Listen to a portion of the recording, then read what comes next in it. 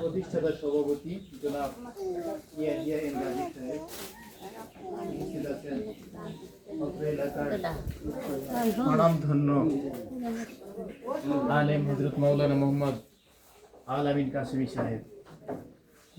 আমার সামনে উপস্থিত আছেন অত্র ওহি ফাউন্ডেশনের সদস্যবৃন্দ।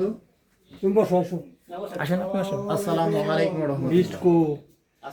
সমস্ত প্রশংসা আল্লাহ পাকের জন্য যে আল্লাহ রাব্বুল আলামিন আমাদেরকে আজকের এই ফিতনা ফাসাদের যুগে একটি ভালো কাজের আঞ্জাম দেওয়ার জন্য আমাদের সকলকে উপস্থিত করে দিয়েছে। আছে